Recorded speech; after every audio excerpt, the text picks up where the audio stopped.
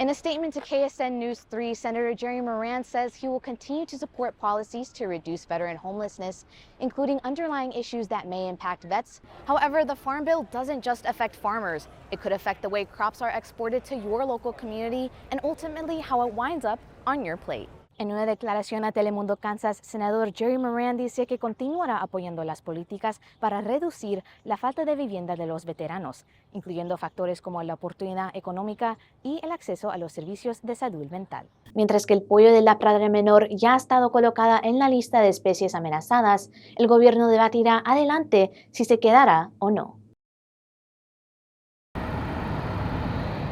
The Federal Aviation Administration reauthorization bill is set to be passed by Congress by September 30th. The CEO of the National Business Aviation Association, Ed Bolin, says the bill has a focus on increasing flights in and out of the nation's airports. He says it targets airports that serve general aviation aircraft rather than scheduled commercial flights.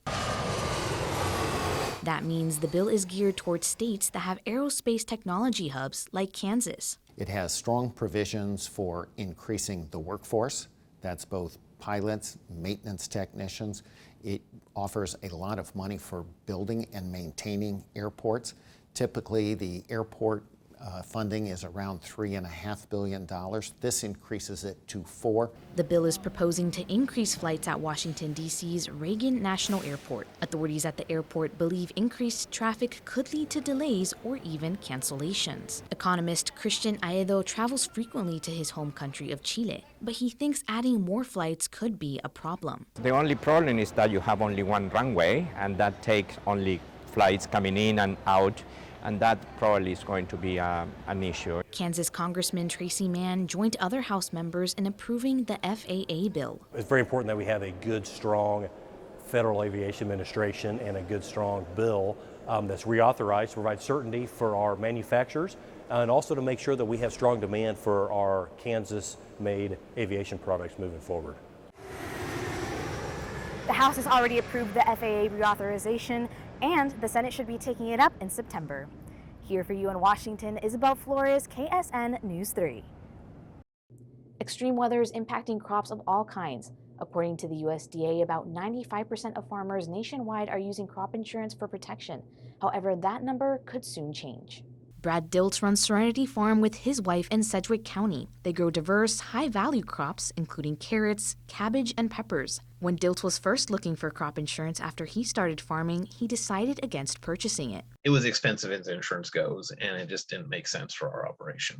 While he agrees crop insurance is important for any farmer, it just wasn't feasible for him at the time. USDA Risk Management Agency Administrator Marcia Bunger says the most important part of her job is listening to feedback from producers. That can help determine how to expand programs to meet their needs. I only see that kind of growth to continue, both in the kinds of policies that we start to introduce or we continue to introduce, but also the value of the liability that we're covering. Kansas Congressman Tracy Mann believes more farmers will be looking for crop insurance plans, especially after this year's weather. At the end of the day, when you're in production agriculture, that means that Mother Nature's your business partner, and there has to be ways to help manage that risk. Brad Diltz says now that he has more experience as a farmer, he may do some more research to see if he can find crop insurance that works for him and his family. I'll probably be contacting a crop insurance agent just to feel it out and see what changes have been made in the last 5 years and see